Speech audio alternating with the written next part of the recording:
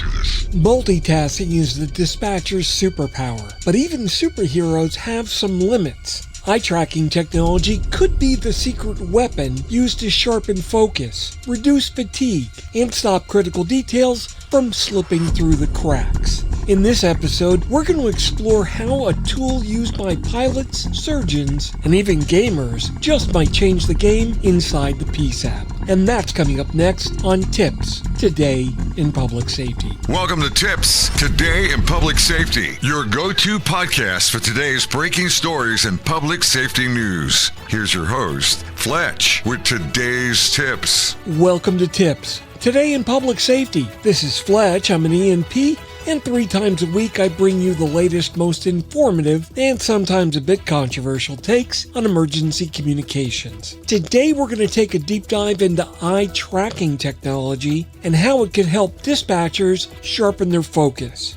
But let's face it, in this line of work, distraction isn't just inconvenient, it's dangerous.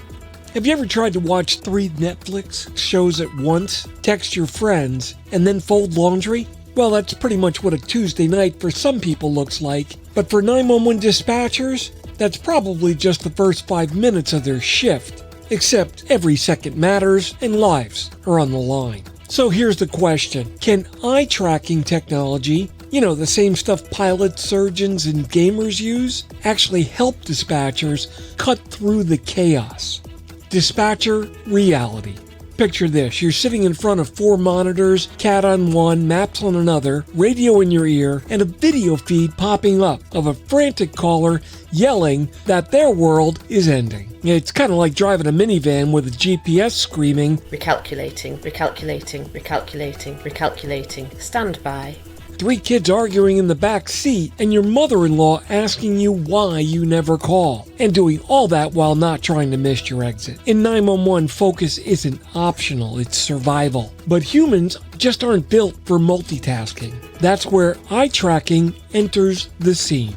What eye tracking actually is. Eye tracking technology uses small sensors or cameras that try to measure exactly where you're looking, how long you look, and how often your gaze shifts. It's not reading your mind, but it's pretty close to reading your attention span. In aviation, it helps pilots keep their eyes on the right gauges. In medicine, it ensures surgeons don't miss critical steps. And in gaming, it can tell developers exactly where players look first when the chaos breaks out. Hey, so why not apply that to dispatch? Applications in the 911 center. If you think about it, eye tracking could transform the way PSAPs operate. For workstation design, they could help figure out the natural flows of a dispatcher's eyes and then lay out the screens accordingly. In training, they could show rookies where their attention is drifting and then coach them back on track. And then from a wellness monitoring perspective, blink rate and eye strain can reveal fatigue before mistakes happen. So imagine your console gently nudging you. Hey, maybe stop staring at Facebook. Oh wait, you're at work. Benefits and concerns.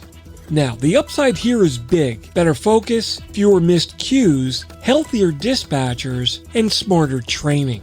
But let's be real, this is public safety. The minute that you say eye tracking, some people are going to hear Big Brother. And nobody wants management watching their eyeballs like it's a reality show. And there's also cost, integration, and trust that you need to think about, and not punishment. This is not about catching you zoning out. It's really about helping you stay sharp when it counts the most. Fast forward a few years and eye tracking paired with AI might just do some pretty wild things. Like consoles that adapt in real time to where your eyes are. Interfaces that know that you're stressed well before you do. And while it still may not make your coffee for you, it just might notice when you really need one. That wraps it up for today's episode of TiPS, Today in Public Safety. I hope you found the podcast interesting and you learned something new. Remember to check us out every Monday, Wednesday, and Friday each week. And if there's something you enjoyed, be sure to leave a comment and let us know. Thanks so much for listening. For more updates and insights, remember to follow me on social media at Fletch911, and you can visit 911tips.com, where you'll find a complete archive of our previous episodes. Stay safe and thanks so much for listening. And if you're in public safety, as always, thanks for what you do every single day. Take care, and we'll see you next time.